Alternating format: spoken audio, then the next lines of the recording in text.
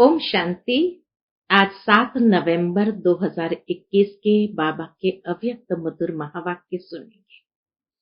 और ये अव्यक्त मधुर महावाक्य अव्यक्त बाप दादा ने 19 नवंबर 1989 को सुनाए थे, जिसमें आज बाप दादा सच्चे साहब बन अपने साहबजादे और साहबजादियों को देख रहे हैं। बाबा कहे, सत्य की महिमा अति श्रेष्ठ है और इसीलिए बाप की महिमा में भी यही कहा जाता, वह सत बाप, सत टीचर, सतगुरु है। और हम सब आत्माओं को सच्ची सत्यनारायण की कथा सुना करके सतयुग की स्थापना करते हैं। फिर बाबा विशेष देख रहे थे कि कितने बच्चों ने सच्चे साहब को राजी किया है, क्योंकि जैसे कहा जाता है, जिसके ऊपर सच्चा साहब राजी हो जाए उनका तो कहना ही क्या। तो बाबा देख रहे थे कि कितने बच्चों ने सत्य साहब को राजी किया है।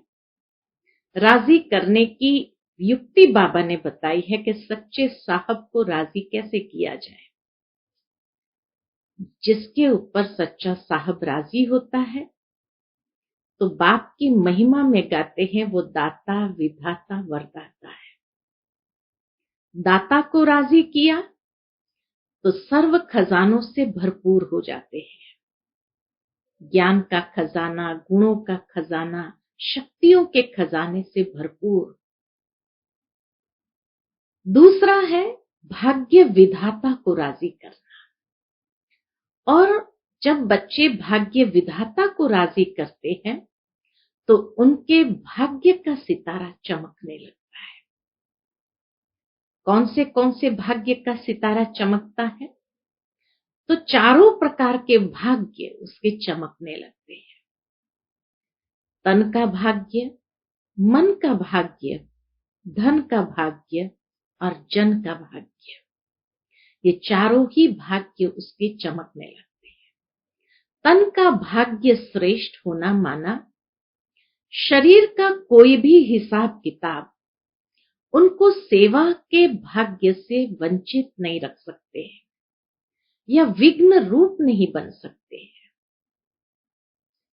कर्म भोग कर्म योग में परिवर्तित हो जाएगा। सहज ही बाबा की याद में रह सकेंगे। दूसरा है मन का भाग्य। तो बाबा कहे, उसका मन सदा मुस्कुराता है, प्रसन्नता से भरपूर रहता है। मन मना भाव की स्थिति में सदा स्थित रहता है। तीसरा है धन का भाग्य। बाबा कहे, धन की कमी कभी महसूस नहीं करेंगे। आवश्यकता के हिसाब से उसको धन की प्राप्ति अवश्य हो जाएगी। इसीलिए कहा जाता है, शिव के भंडारे और भंडारी सदा भरपूर रहती है। और चौथा है जन का भाग्य, अर्थात जो भी उसके जीवन में संबंध संपर्क में आएंगे, 95% आत्माएं सदा स्नेही और सदा सहयोगी बनेंगे। कभी कोई भी उसके लिए विघ्न रूप नहीं बनेंगे। तो ये चारों प्रकार के भाग्य से भरपूर हो जाएंगे। तो इसीलिए बाबा कहे, सच्चे साहब को राजी करने की प्राप्तियां कितनी अनगिनत है। तो सुनते हैं आज बाबा के मधुर महावाक्य और ये चारों प्रकार के भाग्य की बातें। आज के मुरली का शीर्षक है तन मन धन और जन का भाग्य। आज सच्चे साहब अपने साहबजादे और साहबजादियों को देख रहे हैं। बाप को कहते ही है सत्य। इसीलिए बाप दादा द्वारा स्थापन किए हुए युग का नाम भी सतयुग है। बाप की महिमा भी सत बाप, सत शिक्षक, सत गुरु कहते हैं। सत्य की महिमा सदा ही श्रेष्ठ रही है। सत्य को कभी भी कोई छिपा नहीं सकता है, कोई मिटा नहीं सकता है। तो इसीलिए बाबा कहे सत्य की महिमा सदा ही श्रेष्ठ रही है। सत बाप द्वारा आप सभी सत्य नारायण बनने के लिए सच्ची कथा सुन रहे हो। ये बाप दादा का ज्ञान, ये सत्य नारायण बनने की सच्ची कथा सुना रहे हैं बाबा। ऐसा सच्चा साहब अपने बच्चों को देख रहे हैं। क्या देखते हैं कि कितने बच्चों ने सच्चे साहब को राजी किया है। अब राजी करने की विधि क्या है, ये भी बाबा युक्ति युक्त मुरली में स्पष्ट करते हैं। बाबा देख रहे हैं कितने बच्चों ने सच्चे साहब को राजी किया है। सच्चे साहब की सबसे बड़ी विशेषता है वह दाता, विधाता, वरदाता है। तो अगर सच्चे साहब को राजी किया मतलब दाता, विधाता, वरदाता तीनों को राजी कर देते हैं। अच्छा, राजी रहने वाले बच्चों की निशानी सदा दाता राजी है। तो दाता को राजी करने की विधि बताई बाबा ने। राजी रहने वाले बच्चे अर्थात हर हाल में, हर परिस्थिति में जो बच्चे राजी रहते हैं, कभी कोई भी प्रकार से मन उदास करना, दिल शिकस्त होना, प्रश्नात्मक बनना, अनेक प्रकार के सवाल बाबा के प्रति उठाना, तो बाबा कहे सच्चे साहब को राजी करना अर्थात के बच्चे हर हाल में राजी रहेंगे। और जो बच्चे राजी रहते हैं हर परिस्थिति में, उनके ऊपर दाता भी सदा राजी है ही है।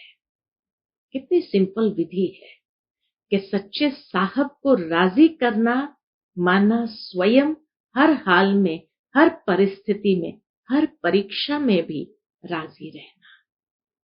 इतनी सिंपल विधि है। राजी रहने वाले बच्चों की निशानी सदा दाता राजी है। एक ही लाइन में बाबा ने बहुत गहराई की बात बता दी।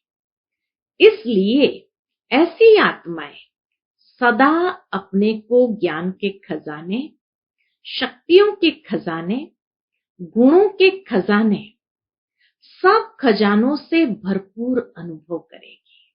और दाता राजी हो गया उनके ऊपर तो उन्हें सर्व खजानों से भरपूर कर देता है। ज्ञान का खजाना, गुणों का खजाना, शक्तियों का खजाना, सर्व खजानों से भरपूर अनुभव करेंगे। कभी भी अपने को खजानों से खाली नहीं समझेंगे। कोई भी गुण व शक्ति व ज्ञान के गुह्य राज से वंचित नहीं होगी। वो आत्मा कभी भी ये नहीं कहेंगे ये ज्ञान का रहस्य या राज मुझे समझ में नहीं आया। तभी बाबा ने कई बार मुरली में कहा है कि राजी रहने वाला राज को जानता है, इसीलिए वो नाराज नहीं होता। नाराज रहने वाला राज को नहीं जानता है। तो साहब को राजी करने वाले बच्चे अगर हर हाल में राजी रहते हैं, माना वो ज्ञान के, गुणों के, शक्ति के गुह्य राज से वंचित नहीं होंगे। गुणों की व शक्तियों की परसेंटेज हो सकती है, ये नहीं कि फुल होगा, कभी कभी परसेंटेज महसूस हो सकती है, लेकिन कोई गुण व कोई शक्ति ऐसी आत्मा में हो ही नहीं, ये नहीं हो सकता है।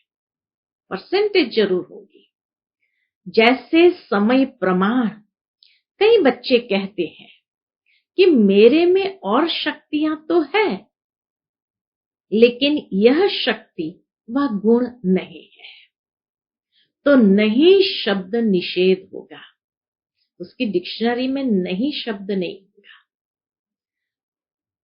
हर गुण और शक्ति परसेंटेज वाइज हो सकती है, लेकिन नहीं हो ये नहीं हो सकता है। ऐसे दाता के बच्चे सदा धनवान होंगे, अर्थात भरपूर व संपन्न होंगे। ये है दाता को राजी करने की विशेषता या लक्षण। दूसरी महिमा है भाग्य विधाता। तो भाग्य विधाता साहब के राजी की निशानी। भाग्य विधाता सच्चा साहब राजी है, उसकी निशानी क्या? ऐसे मास्टर भाग्य विधाता बच्चों के मस्तक पर सदा भाग्य का सितारा चमकता रहता है, अर्थात उनकी मूरत और सूरत से सदा रूहानी चमक दिखाई देती है। मूरत से सदा राजी रहने के फीचर्स दिखाई देंगे, सूरत से सदा रूहानी सीरत अनुभव होगी। तो मूरत और सूरत में सदा प्रसन्नता के फीचर्स दिखाई देंगे, राजी रहने के रूहानी चमक वाले फीचर्स दिखाई देंगे। इसको कहते हैं मस्तक में चमकता हुआ भाग्य का सितारा। हर बात में तन मन धन जन चारों रूप से अपना भाग्य अनुभव करेंगे, चारों ही भाग्य भरपूर अनुभव करेंगे। कैसे? उसको बाबा ने स्पष्ट किया है। ऐसे नहीं कि इनमें से कोई एक भाग्य के प्राप्ति की कमी महसूस करेंगे, नहीं, चारों ही भाग्य भरपूर अनुभव करेंगे। मेरे भाग्य में 3 बातें तो ठीक है, बाकी एक बात की कमी है, ऐसे नहीं कहेंगे। चारों ही भाग्य अनुभव करेंगे। अच्छा, पहला भाग्य तन का भाग्य।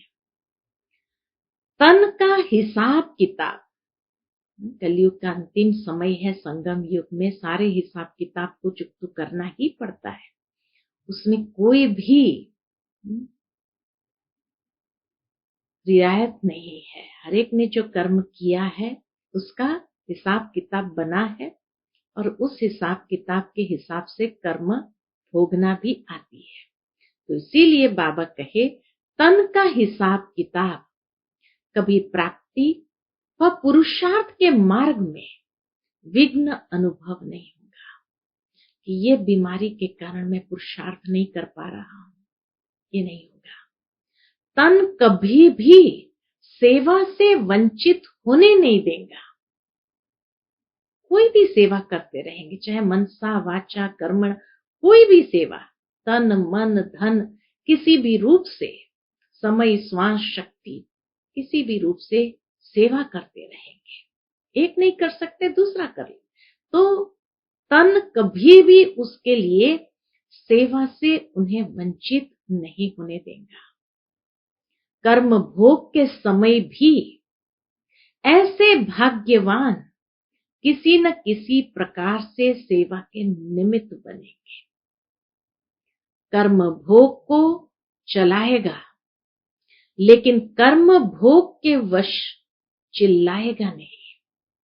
कर्म भोग को चलाना वो सीख लेता है, लेकिन कर्म भोग के वशीभूत होकर के चिल्लाता नहीं है। चिल्लाना किसको कहा गया है? उसको बाबा स्पष्ट करते हैं। चिल्लाना अर्थात कर्म भोग का बार बार वर्णन करना। कोई भी आएगा उसके सामने, अरे यहाँ दर्द है, ये हो रहा है, वो हो रहा है, तो चिल्लाना उसको कहा जाता है। चिल्लाना अर्थात कर्म भोग का बार बार वर्णन करना व बार बार कर्म भोग के तरफ बुद्धि और समय लगाते रहना। छोटी सी बात को बड़ा विस्तार करना, इसको कहते हैं चिल्लाना। और बड़ी बात को ज्ञान के सार से समाप्त करना, इसको कहते हैं चलाना। बार बार वर्णन करना, बुद्धि योग उस तरफ जाना, समय जाना, एनर्जी लगाना, इसको कहते चिल्लाना। और बाबा कहे बड़ी बात को ज्ञान के सार से समाप्त कर देना, कुछ नहीं है, बस बाबा चला रहा है, इसको कहते चलाना। तो सदा यह बात याद रखो, योगी जीवन के लिए चाहे छोटा कर्म भोग हो चाहे बड़ा हो, लेकिन उसका वर्णन नहीं करो। वर्णन करना माना छोटी बात को बड़ा बना देना।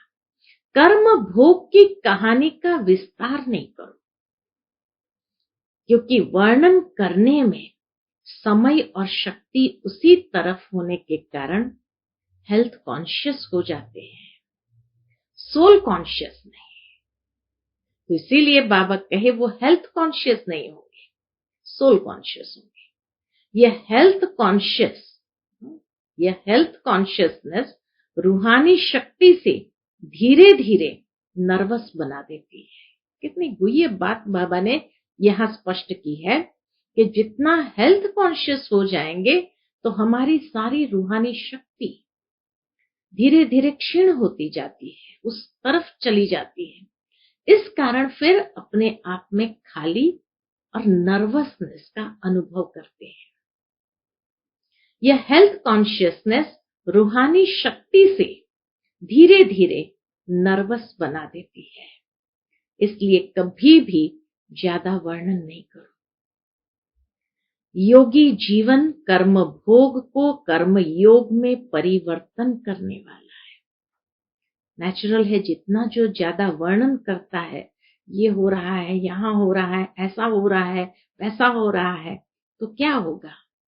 वो संकल्प की शक्ति से और ज्यादा उसमें संकल्प की ऊर्जा जा रही है, तो वो हमें अंदर से खोखला भी कर देता है और उसका स्वरूप बना देता है, इसलिए नर्वस हो जाते हैं।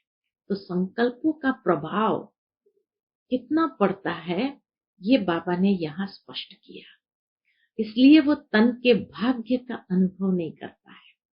तो तब बाबा ने कहा यह हेल्थ कॉन्शियसनेस रूहानी शक्ति से धीरे धीरे नर्वस बना देता है, इसलिए कभी भी ज्यादा वर्णन नहीं करो। योगी जीवन कर्म भोग को कर्म योग में परिवर्तन करने वाला है। यह है तन के भाग्य की निशानी। यह है तन के भाग्य की निशानियां। दूसरा फिर है मन का भाग्य। तो मन का भाग्य कैसा होगा? उसका मन सदा हर्षित रहेगा, क्योंकि भाग्य के प्राप्ति की निशानी हर्षित रहना ही है। जो भरपूर होता है वह सदा ही मन से मुस्कुराता रहता है। अंदर से भरपूरता की निशानी है, अंदर से भरपूरता की फीलिंग है, तो वो सदा ही मुस्कुराता है, उसके वश नहीं होता। मन के भाग्यवान सदा इच्छा मात्रम अविद्या की स्थिति वाले होते हैं। भाग्य विधाता के राजी होने कारण, सर्व प्राप्ति संपन्न अनुभव करने के कारण मन का लगाव व झुकाव व्यक्ति व वस्तु के तरफ नहीं होगा। इसलिए इच्छा मात्रम अविद्या वाली स्थिति सब कुछ है। इसको ही सार रूप में कहते हो मन मना भव। मन मना भव, मन को बाप के तरफ लगाने में मेहनत नहीं होगी। मन मना भव की स्थिति में सदा रहेंगे तो मन को मेहनत नहीं लगेगी कि योग लगाएं, ये मेहनत नहीं होगी, लेकिन सहज ही मन बाप की मोहब्बत के संसार में रहेगा। सदा ही मन बाप की मोहब्बत के संसार में रहेगा। एक बाप दूसरा न कोई, इसी अनुभूति को मन का भाग्य कहते हैं। मन का भाग्य किसको कहा जाता? बस मेरा तो एक बाबा, दूसरा न कोई। फिर तीसरा है धन का भाग्य। तो तन के भाग्य में कभी भी हेल्थ कॉन्शियस नहीं होगा, बीमारी कॉन्शियस नहीं होगा, ज्यादा वर्णन नहीं करेगा, लेकिन कर्म भोग पर कर्म योग की विजयी का अनुभव। और मन का भाग्य मन मना भव की स्थिति, सदा मन प्रसन्न, सर्व प्राप्ति संपन्न अनुभव करेगा, इच्छा मात्र अविद्या की स्थिति, और सदा मन सहज ही बाप के मोहब्बत में रमा रहेगा। इसको कहते हैं मन का भाग्य। धन का भाग्य, ज्ञान धन तो है ही, लेकिन स्थूल धन का भी महत्व है। धन के भाग्य का अर्थ यह नहीं कि ब्राह्मण जीवन में लाखोंपति व करोड़ोंपति बनेंगे। इसको धन का भाग्य नहीं कहा बाबा ने। इतनी सूक्ष्म बात बाबा ने यहाँ स्पष्ट की है कि धन का भाग्य इसको नहीं कहते हैं कि लाखोंपति बन जाना या करोड़पति बन जाना, लेकिन धन के भाग्य की निशानी है कि संगम युग पर जितना आप ब्राह्मण आत्माओं को खाने पीने और आराम से रहने के लिए आवश्यकता है, उतना आराम से मिलेगा। धन सफल करते जाते हैं तो उतना धन आ ही जाएगा जो आवश्यकता के हिसाब से होगा। और साथ साथ धन चाहिए सेवा के लिए, तो सेवा के लिए भी कभी समय पर कमी व खींचातान अनुभव नहीं करेंगे। कैसे भी कहां से भी सेवा के समय पर भाग्य विधाता बाप किसको निमित्त बना ही देते हैं। कैसा भी कहां से भी सेवा के समय पर भाग्य विधाता बाप किसी न किसी को निमित्त बना ही देते हैं। धन के भाग्यवान कभी भी अपने नाम की व शान की इच्छा कारण सेवा नहीं करेंगे कि ये मैं धन सफल करूं, सेवा में लगाऊं, इससे मेरा नाम हो, मेरी शान बढ़े।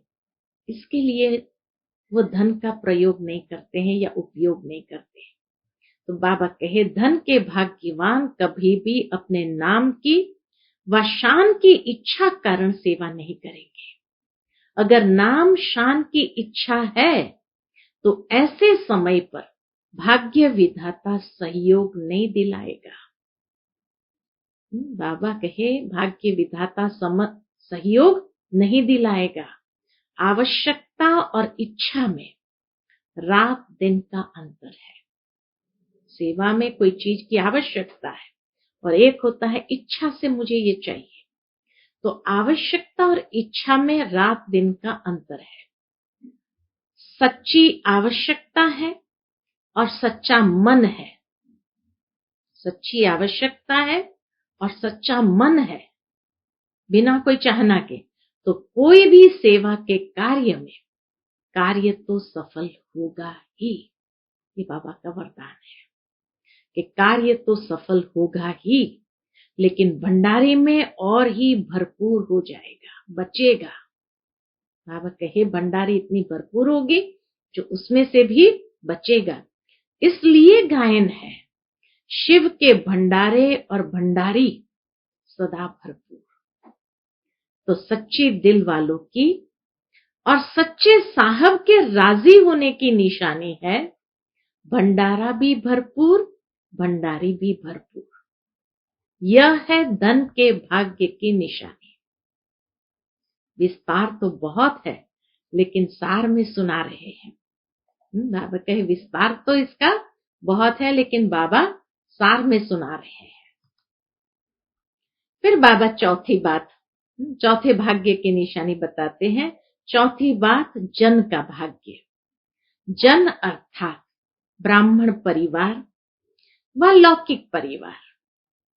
लौकिक संबंध में आने वाली आत्माएं व अलौकिक संबंध में आने वाली आत्माएं। जो लौकिक संबंध में आने वाली आत्माएं व अलौकिक संबंध में आने वाली आत्माएं, तो जन द्वारा भाग्यवान की पहली निशानी है। जन के भाग्यवान आत्मा को जन द्वारा सदा स्नेह और सहयोग की प्राप्ति होती रहेगी, चाहे लौकिक हो चाहे अलौकिक हो। हर रीति से सदा स्नेह और सहयोग की प्राप्ति होती रहेगी। कम से कम 95% आत्माओं से प्राप्ति का अनुभव अवश्य होगा।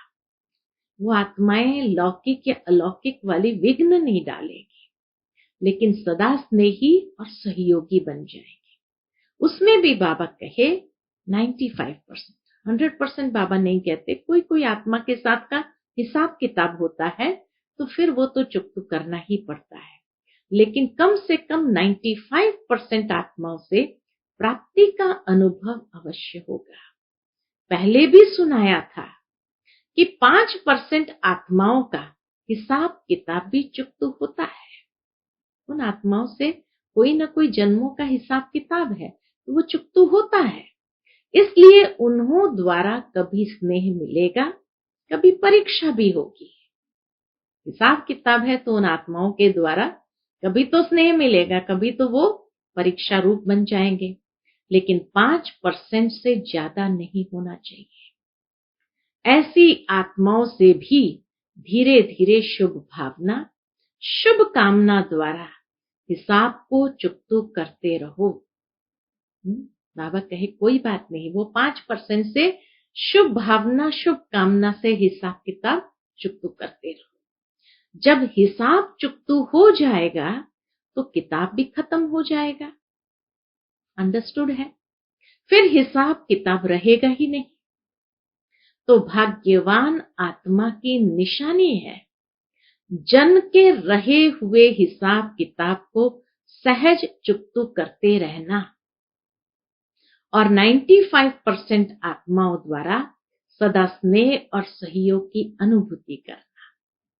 5% आत्माओं से सहज ही शुभ भावना, शुभ कामना से हिसाब किताब चुकता करते रहना और 95% आत्माओं से तो सदा स्नेह और सहयोग की अनुभूति करना। जन के भाग्यवान आत्माएं जन के संपर्क संबंध में आते सदा प्रसन्न रहेगी।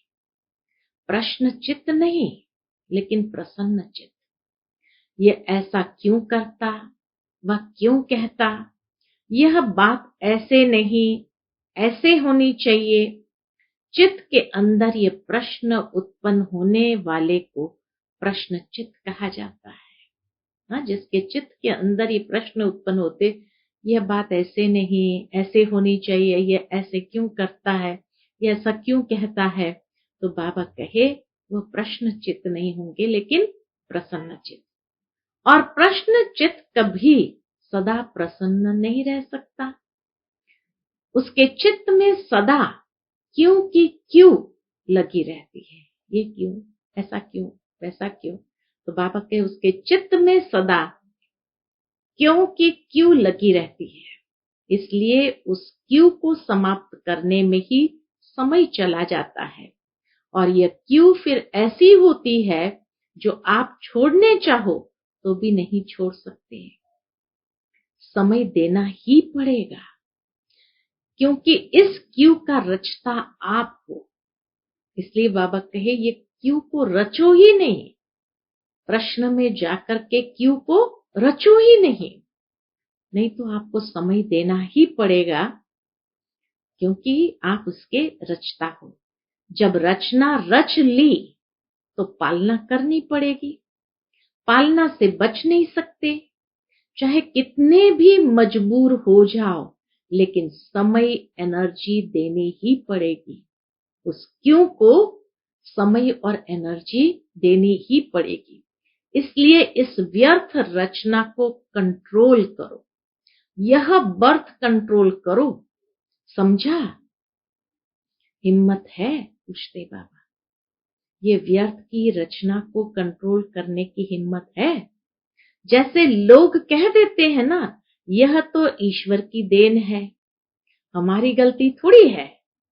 ऐसे ही ब्राह्मण आत्माएं फिर कहती है ड्रामा की नूंद है, लेकिन ड्रामा के मास्टर क्रिएटर, मास्टर नॉलेजफुल बन हर कर्म को श्रेष्ठ बनाते चलो। अच्छा, फिर बाबा ने विशेष टीचर्स को देखा और टीचर्स से बात किया। बाबा कहे, टीचर्स ने सुना सच्चा साहब मेरे ऊपर कितना राजी है, इसका राज तो सुना ना।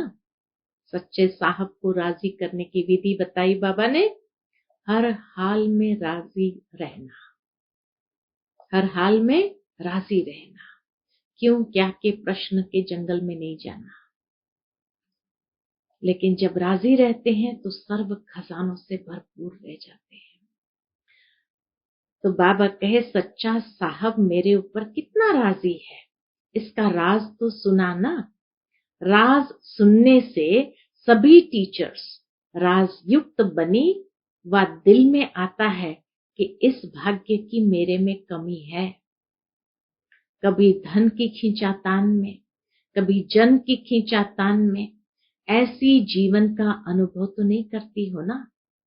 सुनाया था एक ही स्लोगन, विशेष निमित्त टीचर्स प्रति, लेकिन है सभी के प्रति, है बाबा के सारे बच्चों के प्रति निमित्त टीचर्स। हर बात में बाप की श्रीमत प्रमाण, जी हजूर जी हजूर, जी हजूर जी हजूर करते रहो। बाबा की हर श्रीमत को जी हजूर करते रहो। बच्चों का जी हजूर करना, ये रहस्य समझने की बात है। बहुत गहरी बात बाबा ने कही कि जब हर एक बच्चा बाबा की हर श्रीमत को जी हजूर करते हैं, बच्चों का जी हजूर करना और बाप का बच्चों के आगे हाजिर हुजूर होना, हाजिर हुजूर हो जाएंगे। अर्थात हुजूर परमात्मा हाजिर हो जाएंगे। जितना हम जी हजूर करेंगे तो हजूर भी हाजिर हो जाएगा। जब हजूर हाजिर हो गया तो किसी भी बात की कमी नहीं रहेगी, सदा संपन्न हो जाएंगे। दाता और भाग्य विधाता दोनों की प्राप्तियों के भाग्य का सितारा मस्तक पर चमकने लगेगा। दाता राजी हुआ तो सर्व खजानों से भरपूर, और भाग्य विधाता राजी हुआ तो सारे भाग्य के सितारे चमकने लगेंगे। टीचर्स को तो ड्रामा अनुसार बहुत भाग्य मिला हुआ है। सारा दिन सिवाय बाप और सेवा के और काम ही क्या है, धंधा ही है। प्रवृत्ति वालों को तो कितना निभाना पड़ता है। आप लोगों को तो एक ही काम है, कई बातों से स्वतंत्र पंछी हो। जो गृहस्थ वालों को तो निभाना पड़ता है, लेकिन बाबा कहे आप तो कई बातों से स्वतंत्र पंछी हो, समझते हो अपने भाग्य को। कोई सोने का पिंजरा, हीरे का पिंजरा तो नहीं बना देते, बनाते भी खुद है, हंसते भी खुद है। बाप ने तो स्वतंत्र पंछी बनाया, उड़ता पंछी बनाया। बहुत बहुत बहुत लकी हो। बाबा कहे बहुत बहुत बहुत लकी हो। समझा? हर एक को भाग्य की विशेषता अवश्य मिली हुई है। बाबा ने हर एक को भाग्य की विशेषता अवश्य दी है। प्रवृत्ति मार्ग वालों की विशेषता अपनी, टीचर्स की विशेषता अपनी, गीता पाठशाला वालों की विशेषता अपनी। भिन्न भिन्न विशेषताओं से सभी विशेष आत्माएं हो, लेकिन सेवा केंद्र पर रहने वाले निमित्त टीचर्स को बहुत अच्छा चांस है।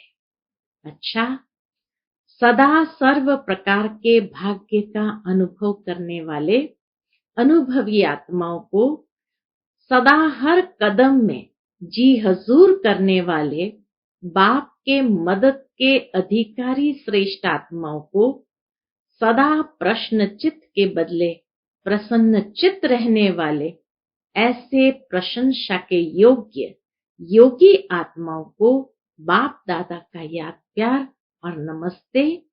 हम सब रूहानी बच्चों की रूहानी माता पिता बाप दादा को याद प्यार गुड मॉर्निंग और नमस्ते नमस्ते। शुक्रिया बाबा, शुक्रिया। उसके बाद बाप दादा के सन्मुख पंजाब, हरियाणा, हिमाचल प्रदेश का ग्रुप बैठा हुआ था। तो बाबा उनको देखकर कहते हैं, सभी अपने को महावीर और महावीरनिया समझते हो। महावीर तो हो, लेकिन सदा महावीर हो।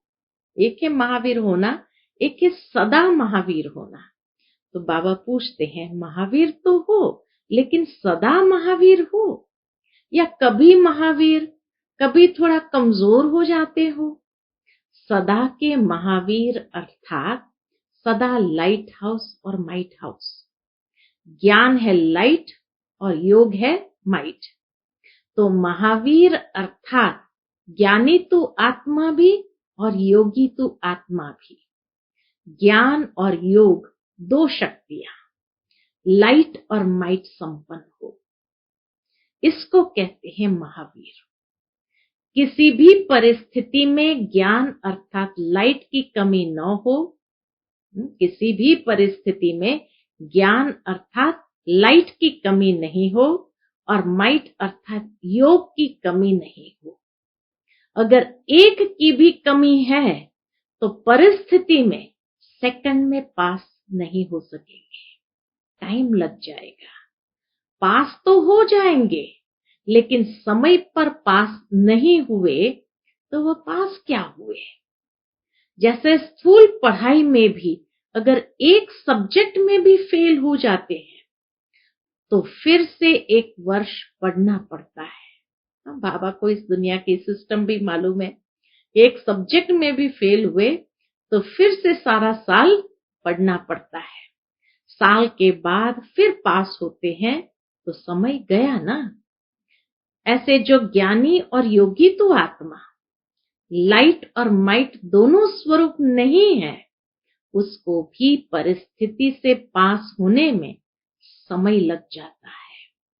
अगर समय पर पास न होने के संस्कार पड़ जाते हैं तो फाइनल में भी वह संस्कार फुल पास होने नहीं देते। तो पास होने वाले तो है, लेकिन समय पर पास होने वाले नहीं। समय के बाद महसूस होता है और फिर पास करते हैं। जो सदा समय पर फुल पास होता है उसको कहते हैं pass with honour. Pass with honour अर्थात धर्मराज भी उसको ऑनर देगा। कितनी गहरी बात बताई। पास विथ ऑनर किसको कहा जाता है? धर्मराज भी उसको ऑनर देगा, सम्मान देगा। धर्मराजपुरी में भी सजाएं नहीं होगी, ऑनर होगा, गायन होगा कि यह पास विथ ऑनर है।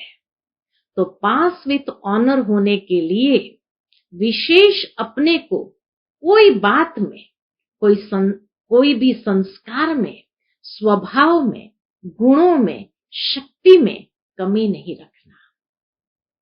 पास विथ ऑनर होने के लिए, पास विथ ऑनर होने के लिए कोई भी बात में, कोई भी संस्कार में, स्वभाव में, गुणों में, शक्ति में कमी नहीं रखना। सब बातों में कंप्लीट बनना अर्थात पास विथ ऑनर बनना। तो सभी ऐसे बने हो या बन रहे हो? तो किसी ने कहा बन रहे हैं, इसीलिए ही विनाश रुका हुआ है। बाबा ने जवाब दे दिया, इसीलिए ही विनाश रुका हुआ है। आपने रोका है। अब बाबा ने बच्चों पर डाल दिया कि विनाश को आपने रोका है। विश्व के विनाश अर्थात परिवर्तन के पहले ब्राह्मणों की कमियों का विनाश चाहिए। समझा? अगर ब्राह्मणों की कमियों का विनाश नहीं हुआ तो विश्व का विनाश अर्थात परिवर्तन कैसे होगा? तो परिवर्तन के आधार मूर्त आप ब्राह्मण हैं। पंजाब, हरियाणा, हिमाचल वालों को तो पहले तैयार होना चाहिए। अब ये भी बाबा ने क्यों कहा कि उनको पहले तैयार होना चाहिए? बाबा कहे आप अंत लाने वाले तैयार नहीं हो, इसीलिए आतंकवादी तैयार हो गए हैं। देखो, आप अंत लाने वाले तैयार नहीं हो, इसीलिए आतंकवादी तैयार हो गए। बाबा को पता है कि उस एरिया में आतंकवादी भी है, तो सभी पहला नंबर लेने वाले हो या जो भी मिले उसमें राजी रहेंगे।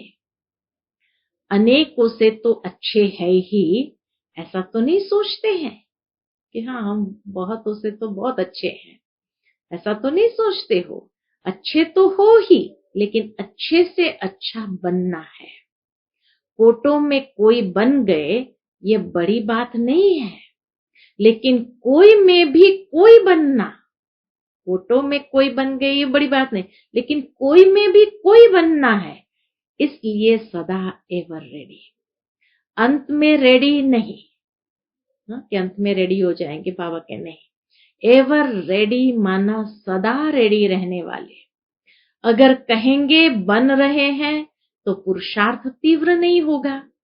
बाप की नजर पहले पंजाब पर पड़ी ना, सबसे पहले बहनें पंजाब की तरफ गई, अमृतसर की तरफ गई दादियां, तो इसीलिए बाबा कहे बाप की नजर पहले पंजाब पर पड़ी ना। तो जब बाप की नजर पहले पड़ी तो आना भी पहले नंबर में है। फाउंडेशन वाले हो, शुरू की सारी दादियां बड़ी दीदियां सब पंजाब की है, तो फाउंडेशन वाले हो, तो फाउंडेशन सदैव पक्का रहता है। अगर कच्चा हुआ तो सारी बिल्डिंग कच्ची हो जाती है। तो सदा इसी वरदान को याद रखना कि हर परिस्थिति में पास विथ ऑनर बनने वाले, इसकी विधि है एवर रेडी रहना। अच्छा, सबसे बड़ा जोन तो मधुबनी है। मधुबन वालों को भी देखते हुए बाबा कहे सबसे बड़ा जोन तो मधुबनी है। सब ब्रह्मा कुमार और ब्रह्मा कुमारियों का असली घर मधुबन ही है ना। आत्माओं का घर परम धाम है, लेकिन ब्राह्मणों का घर मधुबन है। सारे विश्व के ब्राह्मणों का परमानेंट एड्रेस मधुबन है। तो बाबा के आत्माओं का घर परम धाम है, लेकिन ब्राह्मणों का घर मधुबन है।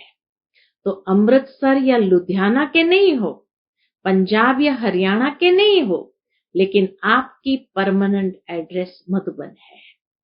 बाकी सब सेवा स्थान है। चाहे प्रवृत्ति में रहते हो तो भी सेवा स्थान है, घर नहीं है, इसको घर नहीं समझना। स्वीट होम मधुबन है, ऐसे समझते हो ना, या वही घर याद आता है, लौकिक घर याद आ जाता है। अच्छा, आज का बाबा का मधुर वरदान है, समाने की शक्ति द्वारा एक मत का वातावरण बनाने वाले दृष्टांत रूप भव। समाने की शक्ति द्वारा, एक दूसरे की बातों को समाते हुए बाबा के समाने की शक्ति द्वारा एक मत का वातावरण बनाने वाले दृष्टांत रूप भव। जो एक जैसे मणके हैं, एक की ही लगन और एक रस स्थिति में स्थित, एक की मत पर चलने वाले हैं, आपस में संकल्पों में भी एक मत है, वही माला में पिरोए जाते हैं। और एक मत का आधार समाने की शक्ति। लेकिन एक मत का वातावरण तब बनेगा जब समाने की शक्ति होगी। यदि कोई भी बात में भिन्नता हो जाती है तो उस भिन्नता को समाओ। कितना बाबा ने इशारे से कह दिया कि अगर कोई बात में भिन्नता है तो भिन्नता को समाओ, तब आपस में एकता से समीप आएंगे और सबके आगे दृष्टांत रूप बनेंगे। अच्छा, आज का स्लोगन, हर संकल्प वाणी और कर्म में रूहानियत धारण करो, तब सर्विस में रौनक आएगी। हर संकल्प वाणी और कर्म में रूहानियत धारण करो, तब सर्विस में रौनक आएगी। अच्छा, ओम शांति।